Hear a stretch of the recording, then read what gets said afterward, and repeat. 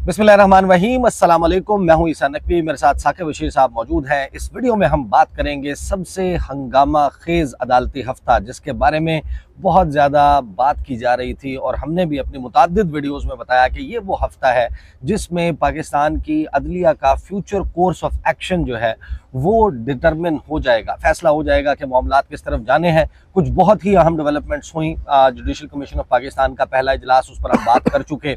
उसके बाद जो प्रैक्टिस एंड प्रोसीजर कमेटी है वो भी हो चुका है, एटीसी जजेस के साथ मुलाकात भी हो चुकी है। और फिर जुमे के दिन जो आखिरी दिन है अदालती हफ्ते का, उसमें दो बहुत ही अहम इजलास हुए हैं।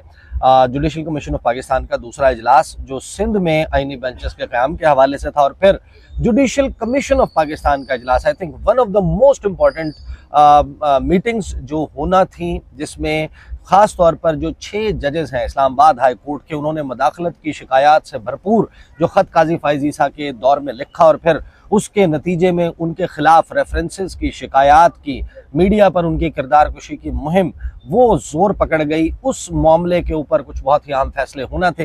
इस वीडियो में ज़रा हम एक एंगल है ये कि इन दो इजलासों में क्या हुआ, इसको डिस्कस करेंगे। और फिर आखिर में सबसे इम्पॉर्टेंट और चुभता हुआ सवाल, जो मैंने कहा था कि इस अदालती हफ्ते के बाद जो नए चीफ जस्टिस हैं, जस्टिस याहिया आफरीदी, जिनको ये समझा जाता है कि वो बिल्कुल ही गैर मुतनाज़ा जज है, मैंने ये कहा था कि इस हफ्ते में जो भी एक्शंस होंगे उनके नतीजे में वो किसी एक के लिए मुतनाज़ा हो जाएंगे और दूसरे के लिए वो गैर मुतनाज़ा रहेंगे। तो पहले हफ्ते के इख्तिताम पर वो किसके हीरो बने हैं, वो हुकूमत के हीरो बने हैं या वो अपोजिशन के हीरो बने हैं, इस पर भी साकिब साहब से राय लेंगे। साकिब बशीर साहब, मेरा ख्याल है कि जुडिशल कमीशन ऑफ पाकिस्तान के बजाय हम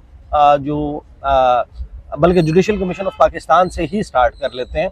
सुप्रीम जुडिशल काउंसिल हम फिर बाद में करते हैं, बताइए। जुडिशल कमीशन ऑफ पाकिस्तान जो जिस तरह सुप्रीम कोर्ट में आईनी बेंचेस की तश्कील की गई थी और वहाँ पे कुछ यूँ हुआ था कि चीफ जस्टिस और ये जस्टिस मंसूर अली शाह, उनकी ये राय थी कि टॉप 7 जो सुप्रीम कोर्ट के जजेस हैं उनको आईनी बेंच जो है वो डिक्लेयर कर दिया जाए। और उसके बाद ये रोटेशन भी चलती रहेगी, लेकिन हुकूमत नहीं मानी। और हुकूमत मानी इसलिए नहीं है कि वो बात वही है ना कि वो कहते हैं कि 26वीं आईनी तरमीम हमने की किस लिए, कि हम जो है वो अगर वहीं पे जस्टिस मंसूर भी होंगे और जस्टिस मुनीर भी होंगे तो फिर 26वीं आईनी तरमीम हमने की किस लिए है। तो फिर वहाँ पे तो इतना तरद्दुद करने की जरूरत क्या थी? इतना तरद्दुद करने की जरूरत भी क्या थी। और उसमें फिर एक जो सुप्रीम कोर्ट के जज भी उनके साथ आ गए, हुकूमत के साथ, जिसकी वजह से 7 मेंबर बेंच जो है बन गया। और उसके बाद जो सिंध में देखा हमने, सिंध हाई कोर्ट में, कि सिंध हाई कोर्ट में एक आईनी तरमीम के खिलाफ पटिशन गई, उस पटिशन के खिलाफ नोटिस हो गए उस पटिशन पे, और यही सवाल था कि इंडिपेंडेंस ऑफ जुडिशरी का। और वो हाई कोर्ट्स, क्योंकि जब तक कि वहाँ पे करारदाद मंजूर नहीं होती, मतलब अगर इस्लामाबाद में जॉइंट सिटिंग में करारदाद मंजूर नहीं होती, तब तक आईनी बेंचेस का कोई तस्वर नहीं होगा इस्लामाबाद में।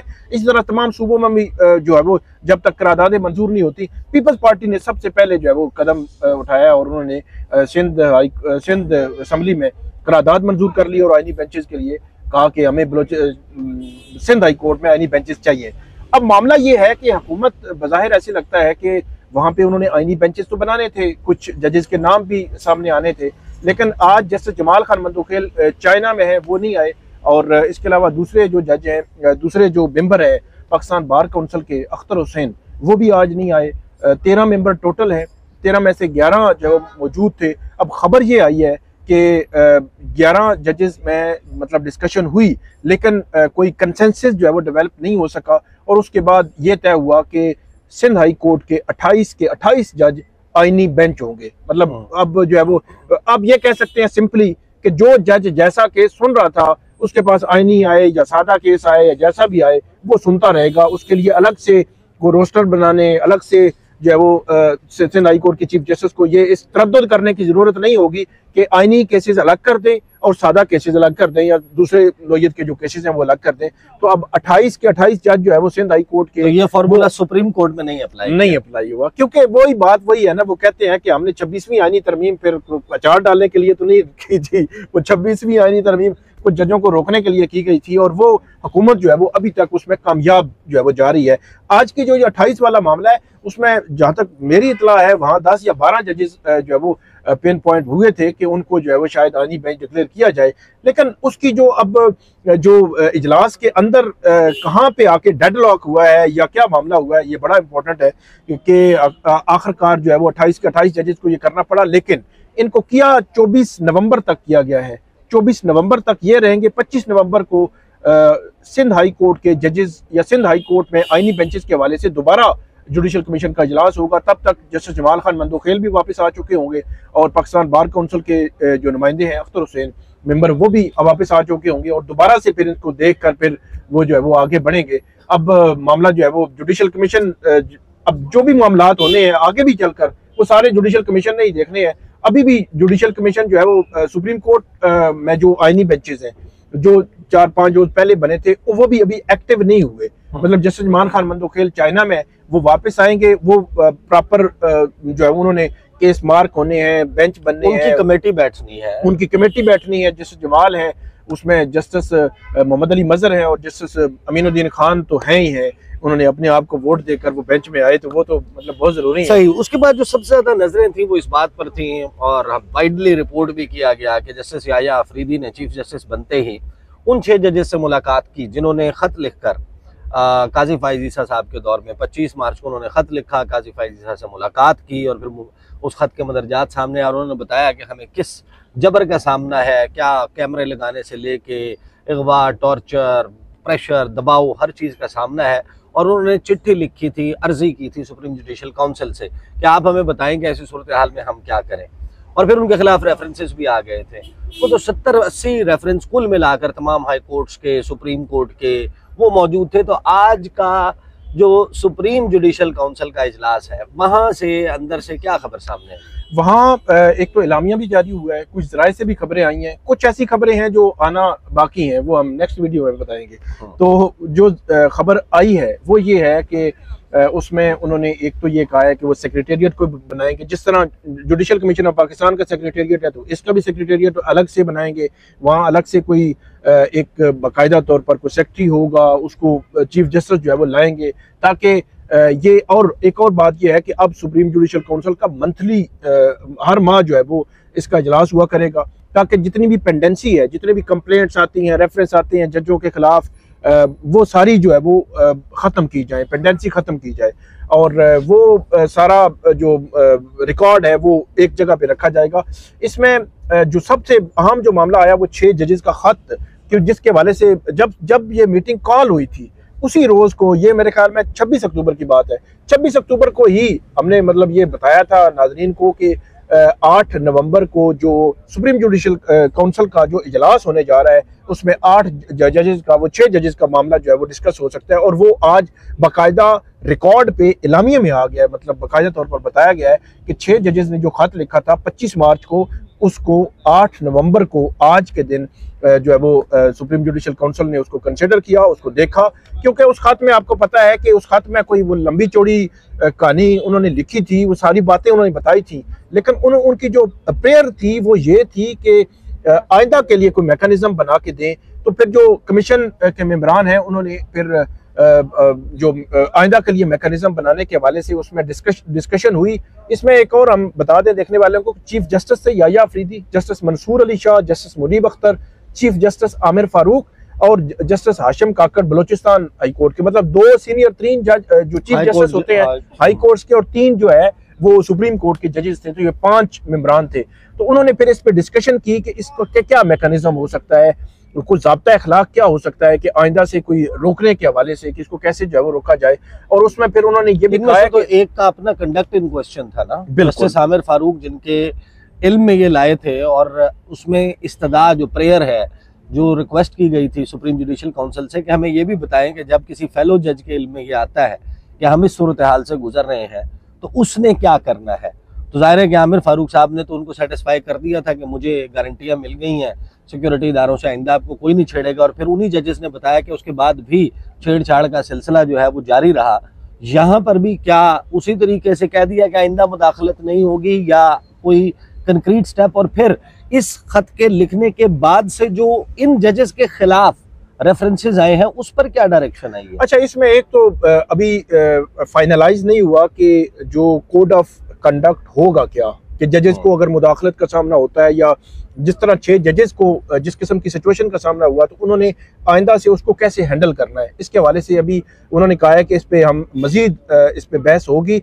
नेक्स्ट जो इजलास होगा नेक्स्ट मंथ को, मतलब दिसंबर में, उसमें दोबारा से इसको देखेंगे, दोबारा कंसिडर करेंगे। उसके बाद कोड ऑफ कंडक्ट जो है वो बनना है। एक बात उन्होंने की कि जो इंस्टीट्यूशंस के हेड्स हैं उन पर भी जजेस का कोड ऑफ कंडक्ट जो है वो लागू होता है। वो अब उसकी सेंस क्या है वो समझ, जो मेरी समझ में आई है वो यही है कि मतलब वो जो आप अगर मुदाखलत करेंगे तो उसका उस पर कोई भी एक्शन उन्होंने लेना है वो ले सकते हैं, या आप भी बाउंड हैं कि आप जजेस को कहीं पे इंटरप्ट नहीं कर सकते या जजेस को हरासा नहीं कर सकते, किसी मामले में आप जो है वो उनको इन्फ्लुएंस नहीं कर सकते। तो ये उन्होंने कहा है, लेकिन उसमें कंक्रीट अब कोड ऑफ एथिक्स या कोड ऑफ कंडक्ट क्या होगा वो आइंदा इजलास में आएगा। दूसरी जो बात आपने की, क्योंकि चीफ जस्टिस आमिर फारूक, उनके खिलाफ इमरान खान ने बाकायदा इसी जो 6 जजेस के खत की बुनियाद पर, 6 जजेस की पूरी वो लिस्ट उन्होंने साथ लगाई थी कि इनके खत की बुनियाद पर, क्योंकि टेरियन वाइट केस था जिसमें ये सारा मामला हुआ था, तो वो उन्होंने प्रेस रिलीज से उसका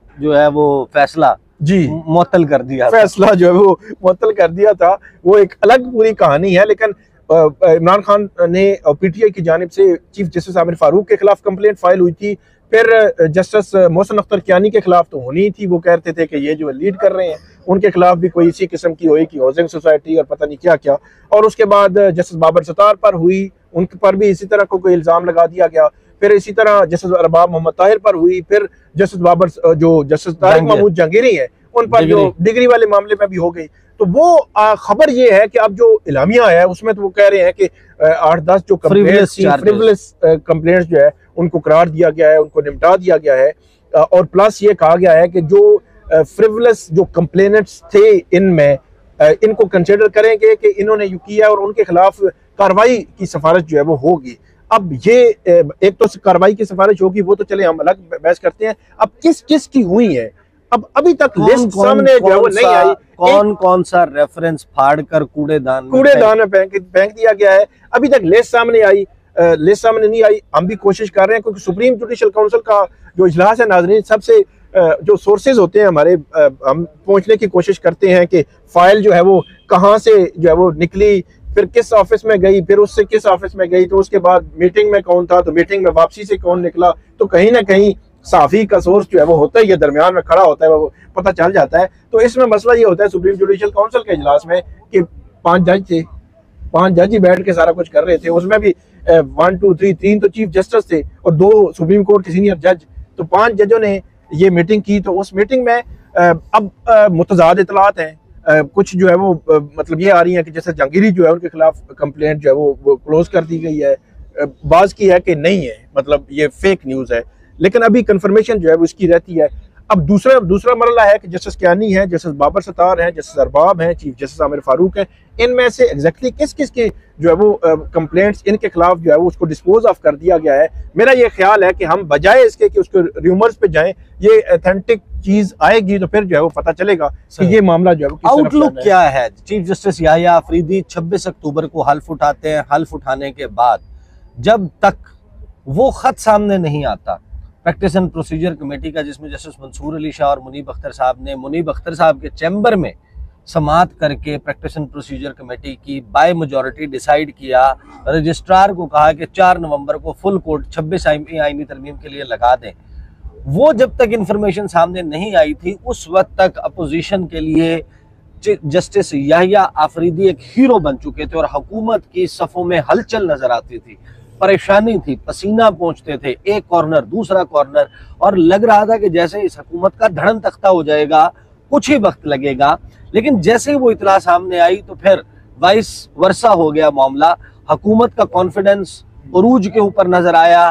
हुकूमत के जो बड़े करीबी सहाफ़ी हैं वो अपने कहकहे ट्वीट करते रहे, और फिर जो अपोजिशन है पीटीआई खास तौर पर, उसने बड़े शकूक का इजहार शुरू कर दिया। लेकिन क्या अभी तक जो पहले वीक का आउटलुक है उसने हमें अगले 3 साल की अदलिया का क्या जायका बताया है कि क्या जायका होगा आपके ख्याल में? मेरा ख्याल ये है कि हतमी तौर पर हम अभी कुछ नहीं कह सकते। उसकी वजह यह है कि जैसे याहिया अफरीदी मीटिंग पे मीटिंग जो है वो किए जा रहे हैं।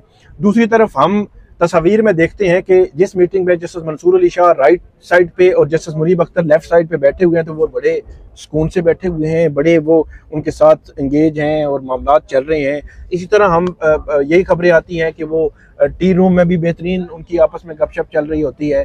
तो मुझे एक अब ये खबर नहीं है, मैंने किसी अच्छे भले जो खबरें रखने वाले बंदे से पूछा, मतलब ये अदालती महाज पे ही, मैंने कहा ये क्या चक्कर है, मतलब कुछ यार अच्छी भली चीज़ें वो 26 अक्टूबर के हमें पता चला कि मतलब बड़े स्ट्रीम लाइन हो गए हैं और जज मुतहद हो रहे हैं और जज अफरीदी बड़ी कोशिश कर रहे हैं, तो ये क्या चक्कर क्या है? 31 अक्टूबर का खात, फिर 4 नवंबर की फुल कोर्ट, फिर दूसरा खात, फिर अजीब सी एक सिचुएशन।